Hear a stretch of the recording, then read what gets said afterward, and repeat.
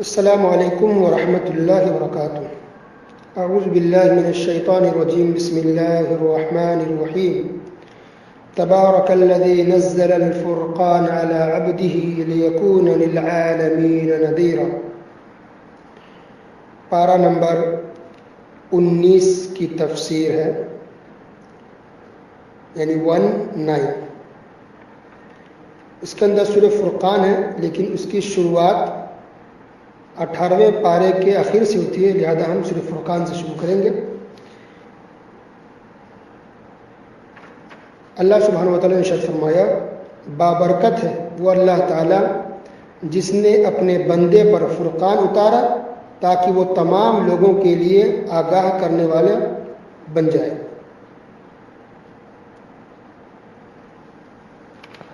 اپنے بندے پر یعنی محمد صلی اللہ علیہ وسلم پر فرقان یعنی قرآن مجید کو اتارا گیا ہے۔ فرقان کہتے ہیں وہ چیز جو فرق کرنے والی، حق اور باطل کے بیچ میں فیصلہ کرنے والی۔ تو یہ قرآن یہ فیصلہ کرتا ہے، فرق کرتا ہے، الگ کر دیتا ہے حق اور باطل کو، شرک کو، کفر کو اور توحید کو۔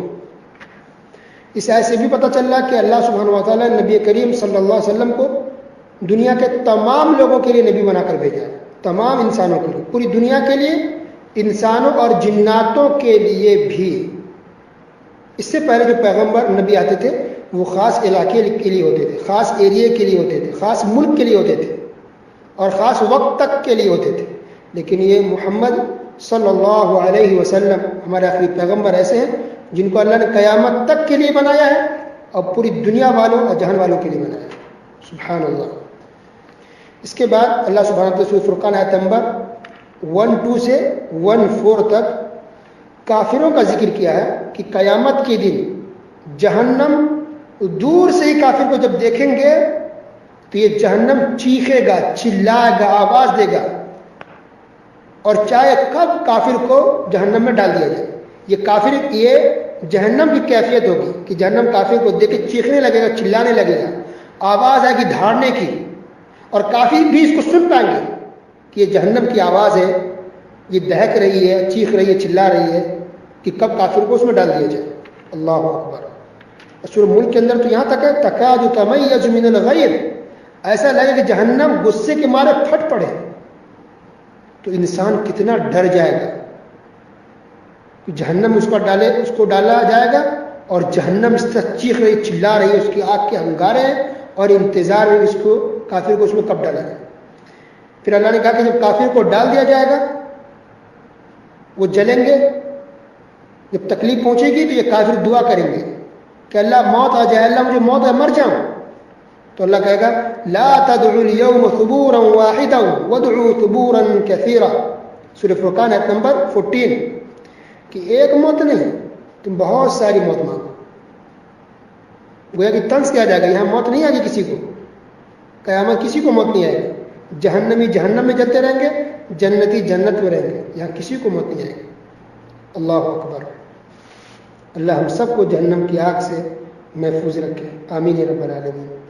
اس کے بعد آیت نمبر 17 سے 18 تک اللہ سبحانہ وتعالیٰ نے کہا کہ قیامت کے دن اللہ تعالیٰ پوچھے گا ان تمام لوگوں سے اور ان تمام چیزوں سے جس کی دنیا میں عبادت کی جاتی تھی، جن کو پکارا جاتا تھا۔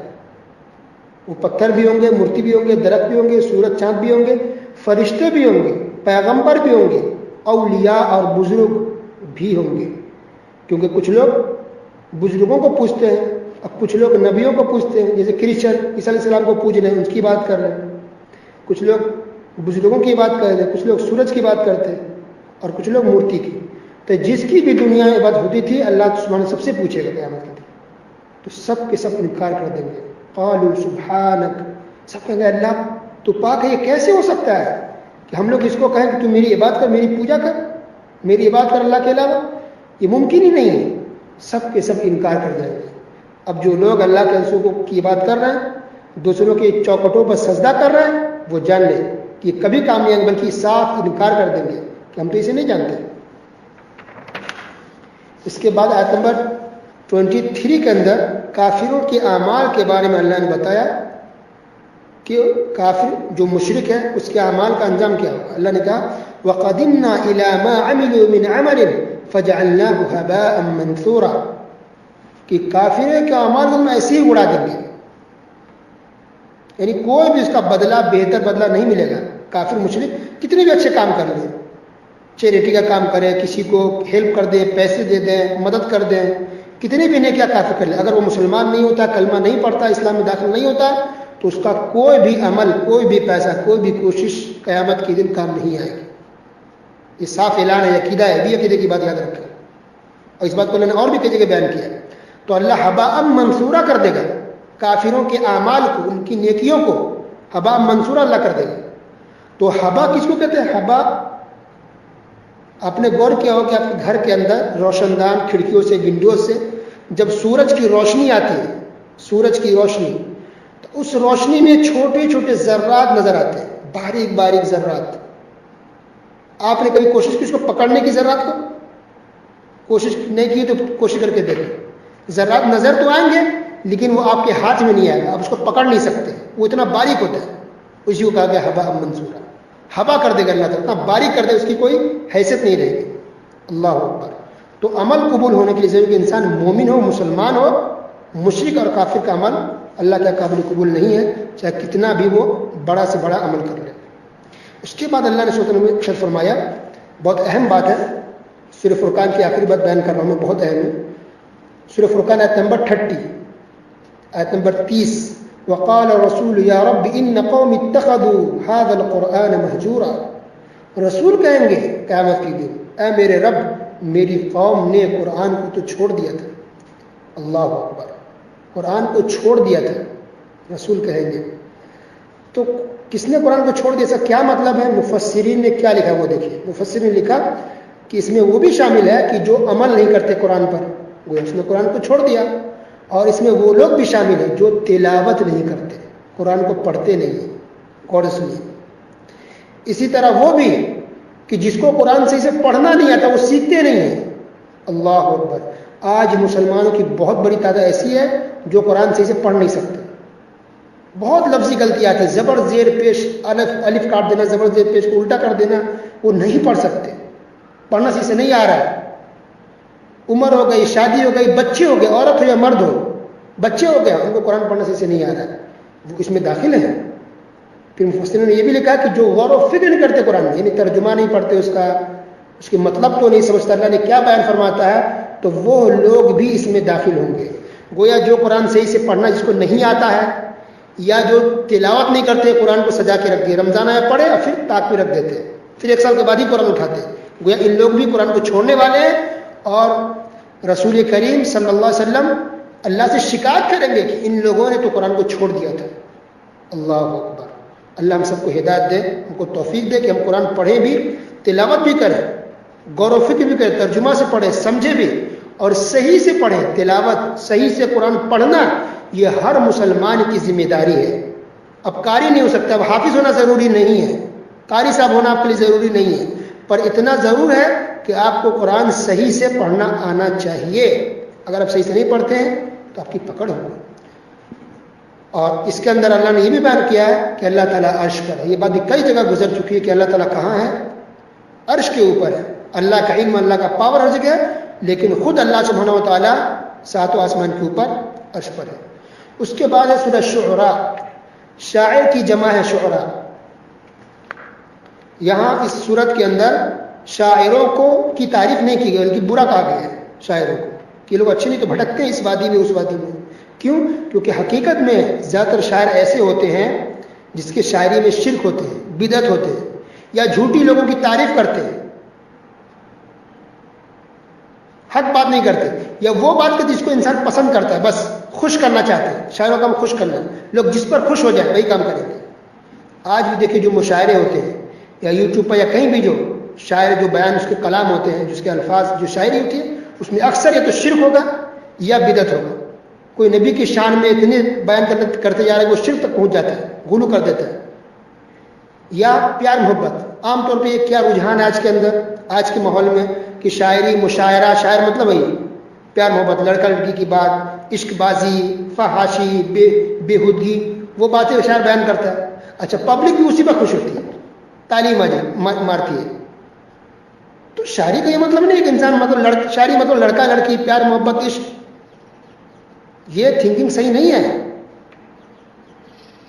شاعری تو کہ انسان کی جو جذبات ہے، یہ جو دل کی بات انسان وہ کہے، یہ جو ماحول میں ہو رہا ہے اس کو انسان شاعری کی زبان میں انسان کہہ دے. تو کچھ شاعر ایسے بھی ہوتے جو ماشاءاللہ بہت اچھی باتیں کہتے ہیں، جیسے علامہ اقبال رحمۃ اللہ علیہ، ان کے اشعار بہت اچھے انسان سنتا ہے تو ایک جوش آتا ہے، ایک جذبہ آتا ہے. تو اگر شاعری کسی کی دین پر ہو، حق پر ہو، اسلام کی اگر بات کرے، تعمیری بات کہے، جو فوش نہ ہو، شرک نہ ہو، تو پھر شاعری اچھی ہے، تو وہ قابل مذمت نہیں ہے. تو آج بھی کچھ شاعر ایسے ہیں ماشاءاللہ جو اچھی بات کرتے ہیں، جو دین کی بات کریں گے، حق کی بات کریں گے، ایک نوجوانوں کو، انسانوں کو ایک جذبہ، ایک شوق دلاتے ہیں کہ انسان اچھا بنے، باہمت بنے. تو اگر شاعری اچھی ہو رہی ہے تب تو ٹھیک ہے. اور کچھ صحابی جیسے حسان رضی اللہ تو شاعر تھے، رسول اللہ صلی اللہ علیہ وسلم کو شاعری سناتے تھے.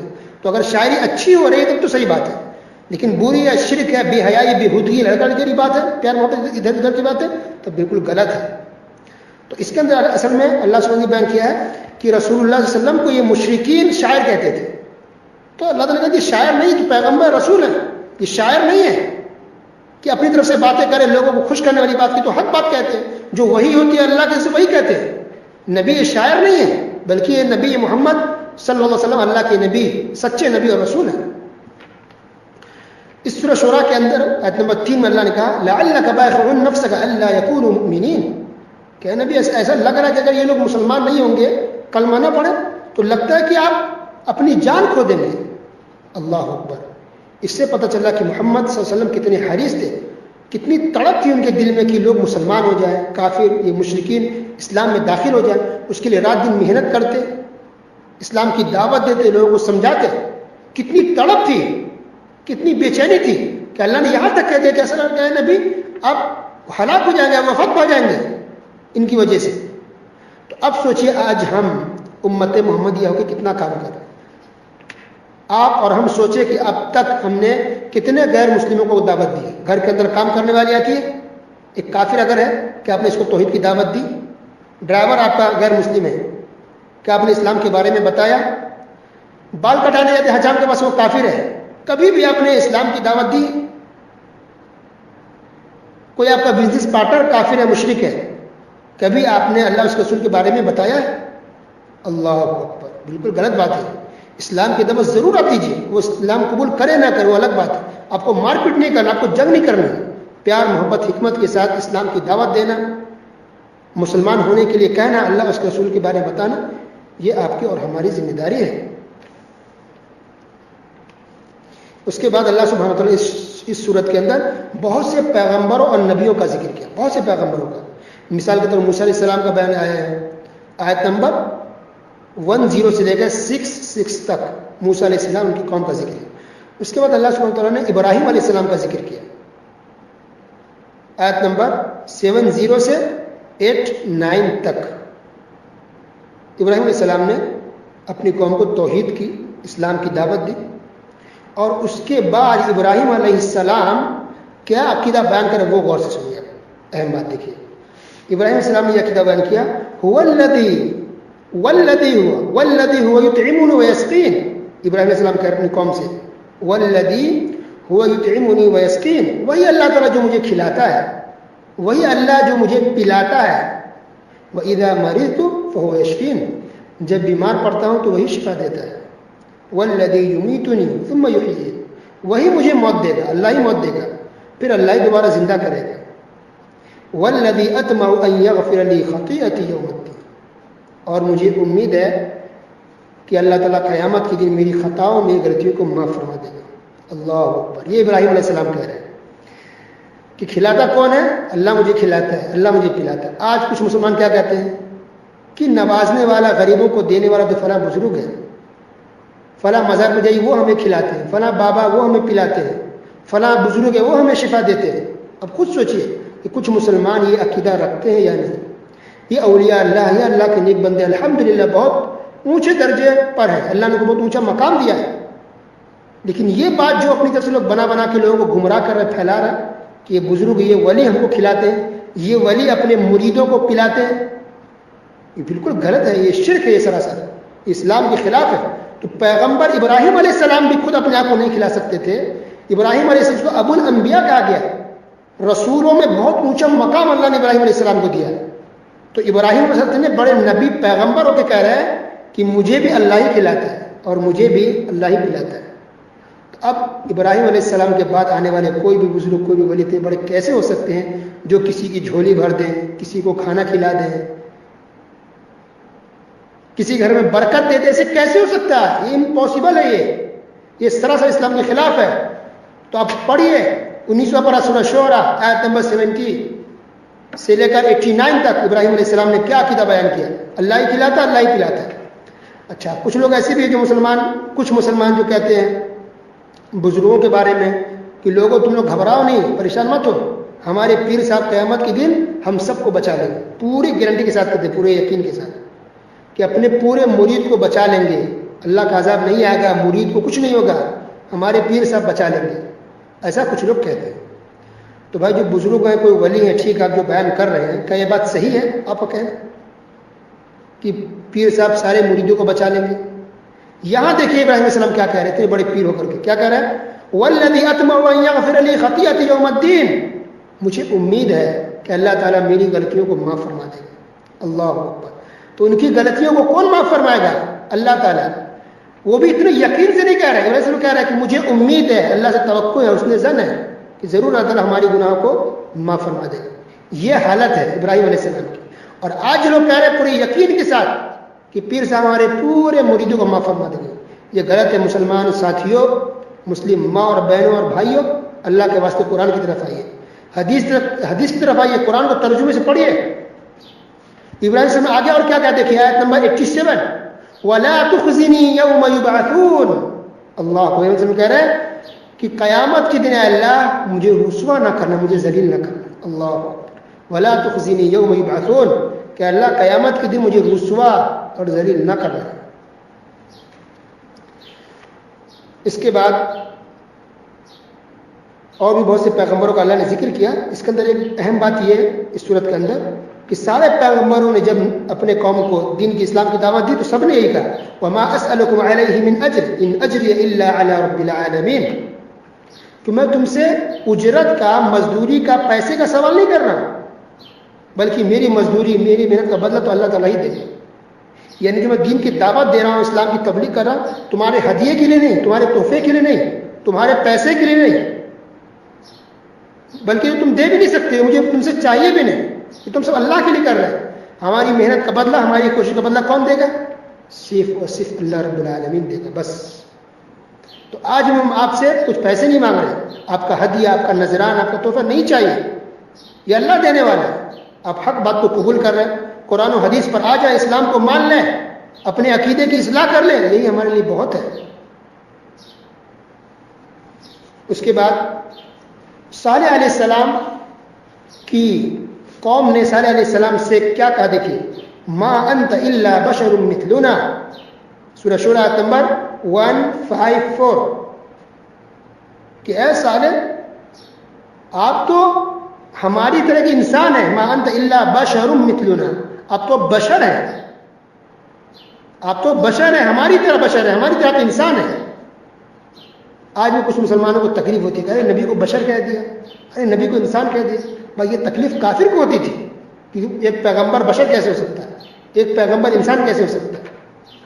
لیکن مسلمانوں کا یہ عقیدہ ہے کہ بشر, جتنے بھی پیغمبر ہیں سب بشر ہی تھے, سب کے سب انسان تھے, اس میں ان کی کوئی گستاخی نہیں ہے. اس کے بعد ایک آیت ہے, آیت نمبر 214 وَأَنذِرْ عَشِيرَتَكَ الْأَقْرَبِينَ. اللہ نے حکم دیا نبی کریم صلی اللہ علیہ وسلم کو کہ آپ اپنے رشتہ داروں کو, اپنے قریب کے لوگوں کو ڈرائیے, ان کو دین کی دعوت دیجیے. اس سے پتہ چل رہا کہ انسان کو چاہیے کہ اپنے رشتہ داروں کو, رشتہ دار ہے, ماموں ہے, خالو ہے, خالہ ہے, پھوپھی ہے, جو رشتہ دار ہے ان کو دین کی دعوت دینی چاہیے. اسلام کی حق بات پہنچائی جائے, جو اسلام کی صحیح صورت ہے, اسلام کی جو صحیح شکل ہے, جو صحیح بات ہے, قرآن و حدیث خالص پیور اللہ اس کے رسول کی بات کو پہنچانا, توحید کی دعوت دینا, یہ ذمہ داری ہے کہ اپنے رشتہ داروں تک اس بات کو پہنچایا جائے. تو اپنے لوگوں تک پہنچانا ہے اور پھر بات کے دوسرے دور کے لوگوں تک بھی پہنچانا ہے. تو اس طرح سے سورہ شورا کی تفسیر مکمل ہوئی. اس کے بعد ہے سورہ النمل. نمل کے معنی ہوتا ہے چونٹی. چونٹی کو نمل کہتے ہیں. اس کے اندر چونٹی کا ذکر ہے, اس لیے اس کا نام النمل رکھا گیا ہے. یہ سورت بھی مکی ہے. اس میں موسیٰ علیہ السلام کا ذکر کیا گیا شروع میں, اور اس واقعے کو اللہ نے بیان کیا کہ جب موسیٰ علیہ السلام اپنی بیوی کو لے کر اپنے ملک لوٹ رہے تھے. یہ واقعہ یہاں پیش ہے, بیان کیا گیا تھا. تو گویا کہ نبوت ملنے سے پہلے موسیٰ علیہ السلام کی شادی ہو گئی تھی. جیسے شادی ہوئی اور اپنے ملک آ رہے تھے تو راستے میں ہی جب ٹھنڈی تھی, ٹھنڈی کا موسم تھا, تو موسیٰ علیہ السلام دیکھا کہ ایک روشنی ہے, تو جا رہے تھے آگ لینے کے لیے. آگ لینے کی تلاش میں نکلے کہ آگ مل جائے گا تو ہم آگ سیکیں گے. ساتھ میں بیوی تھی, وہ تھے. تو اسی وقت اللہ سبحانہ وتعالیٰ نے ان کو نبوت سے نوازا, یعنی نبی بنایا. وہ اس سفر کی حالت میں موسیٰ علیہ السلام کو نبی بنایا گیا تھا, اور ان کی بیوی اہلیہ وائف ساتھ میں تھی. اس سے ایک اندازہ بھی ہم لگا سکتے ہیں کہ انسان کے لیے شادی کرنا کوئی بوجھ نہیں ہوتا ہے. بیوی آئے گی, خرچہ بڑھے گا. کچھ لوگ کی یہ تھنکنگ غلط بات ہے. بیوی آئی, خرچہ بڑھے گا تو اللہ برکت بھی دیتا ہے, اللہ راستے بھی کھول دیتا ہے. اولاد ہوئے, بچے ہوں گے تو اللہ اور بھی راستہ کھولتا ہے. تو ابھی شادی ہو گئی, نبی نہیں تھے, شادی ہو گئی, بیوی آ گئی, دیکھیے اللہ نے اور کیا نعمت دی کہ اللہ نے نبی اور رسول بنا دیا. تو اللہ نعمتوں سے نوازتا ہے, اللہ کسی کو برباد نہیں کرتا. اس کے بعد اللہ سبحانہ وتعالیٰ نے داؤد علیہ السلام کا مختصر ذکر کیا. اس کے بعد سلیمان علیہ السلام کا تفصیلاً ذکر کیا. داؤد علیہ السلام باپ تھے اور سلیمان علیہ السلام بیٹے تھے. سلیمان علیہ السلام بیٹے تھے. تو سلیمان علیہ السلام کا ذکر آیت نمبر 15 سے 44 تک ہے سورہ نمل کے اندر, یعنی 15 سے 44 تک. کیا ذکر ہے اس کے اندر؟ دیکھیے, سلیمان علیہ السلام کے بارے میں آپ جانتے ہوں گے کہ سلیمان علیہ السلام بہت بڑے بادشاہ تھے, بلکہ نبی تھے, پیغمبر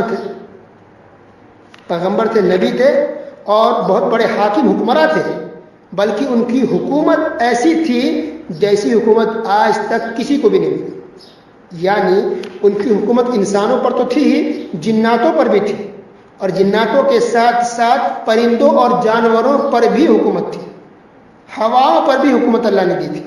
یہ اللہ کا فضل تھا, اللہ کا انعام تھا, یہ اللہ نے ان کو عنایت فرمایا تھا سلیمان علیہ السلام کو. اس کے اندر جو اہم پوائنٹس ہے وہ دیکھیے. نمبر 1 کہ جب سلیمان علیہ السلام باہر نکلے اپنی فوج لشکر کو لے کر, تو چونٹی نے کہا, ایک چونٹی نے دوسری چونٹیوں سے, کہ تم لوگ اپنے اپنے بلوں میں سوراخ میں گھس جاؤ, ایسا نہ ہو کہ سلیمان علیہ السلام ان کی فوج بے خبری میں تمہیں کچل دے. یعنی ہم چلتے تو ہمیں پتہ نہیں چلتا پیر کے نیچے کیا آ گیا. تو چونٹی نے کہا دوسری چونٹیوں سے, تو اپنے بلوں میں گھس جا, کہ سلیمان ان کی فوج آ رہی ہے. ایسا نہ ہو کہ بے خبری میں ہم لوگ ان کے حق کے پیر سے کچل کر کے مر جائیں.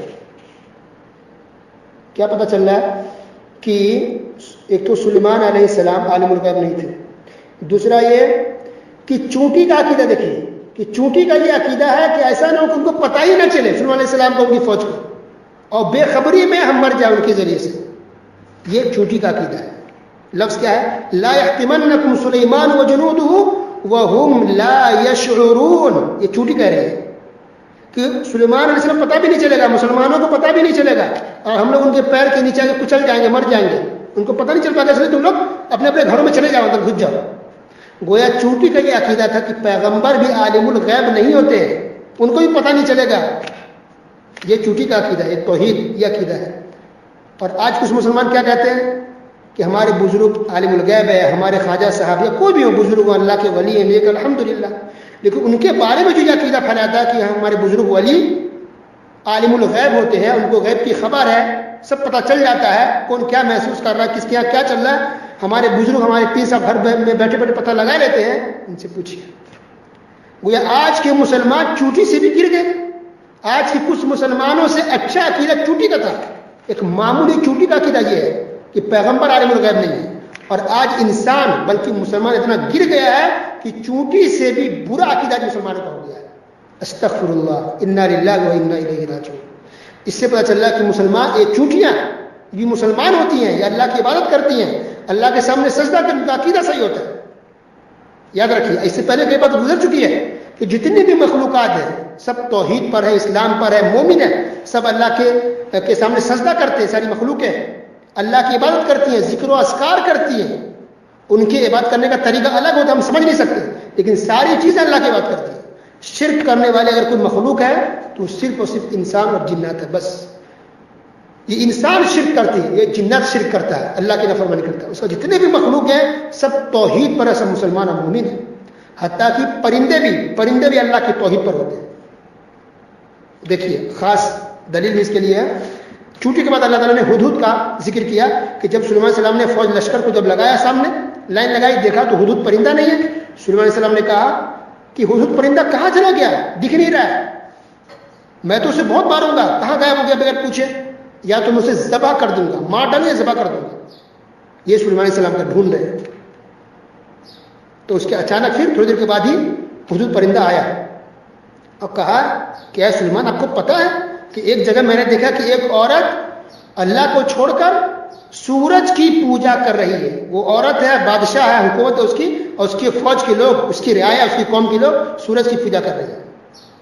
تو پہلی بات تو یہ سمجھیے کہ سلیمان علیہ السلام اس کو ہدہد کو ڈھونڈ رہے تھے. کہا کہاں ہے بتاؤ, نہیں تو مار ڈالوں گا اس کو میں. پتہ کیا چل رہا ہے کہ سلیمان علیہ السلام عالم الغیب نہیں تھے, نبی تھے, حکومت پرندوں پر تھی, پھر بھی پرندوں کے بارے میں نہیں پتا کہ وہ کہاں ہے. غصے میں کہہ رہا کہاں ہے, مار ڈالوں گا اس کو. پھر بھی مسلمان کو کیوں سمجھ میں نہیں آتا ہے. کیسے کہتے ہیں کہ وہ اولیاء بزرگ عالم الغیب ہوتے ہیں, کیسے کہتے ہیں کہ فلاں بزرگ وہ عالم الغیب ہے. استغفر اللہ, انا للہ و انا الیہ راجعون. تو سلیمان علیہ السلام نبی ہو کر کے, اب پرندوں پر ہواؤں پر حکومت ہو کر کے بھی وہ عالم الغیب نہیں تھے, تو ان کے بعد آنے والے کوئی بزرگ ولی کیسے عالم الغیب ہو سکتے ہیں. تو جب پرندہ ہدہد آیا اور سلیمان علیہ السلام سے کہا کہ فلاں جگہ ایک بات میں نے دیکھا عورت کو کہ وہ شرک کر رہی ہے, تو سلیمان علیہ السلام نے ٹھیک ہے میں پتہ لگاتا ہوں کہ تم جھوٹے کی سچے ہو. تو سلیمان علیہ السلام نے خط بھیجا کہ جاؤ خط لے کر کے اس کے پاس. وہ عورت جو تھی وہ یمن میں تھی, سبا, اس کو ملکہ بلقیس بھی کہتے ہیں یا ملکہ سبا بھی کہتے ہیں. یمن کے اندر سبا ایک جگہ ہے, وہاں اس کی حکومت تھی, عورت کی, وہاں کی بادشاہ تھی. تو یہ پرندہ سلیمان علیہ السلام کا خط لے کر کے اس کے پاس گیا. سلیمان علیہ السلام نے توحید کی دعوت دی. خط کے اندر لکھا بسم اللہ الرحمن الرحیم, توحید کی دعوت, اسلام تو مسلمان ہو گئے. تو خط کے اندر بسم اللہ الرحمن الرحیم لکھا, اس لیے کہتے ہیں کہ سورہ الملک کے اندر دو بسم اللہ, ایک شروع میں ایک بیچ کے اندر. تو بیچ کے اندر بسم اللہ یہی ہے, بسم اللہ کا ذکر ہے وہ وہی جو سلیمان علیہ السلام نے خط لکھا تھا, لیٹر توحید کی دعوت دی, لکھا بسم اللہ الرحمن الرحیم خط میں.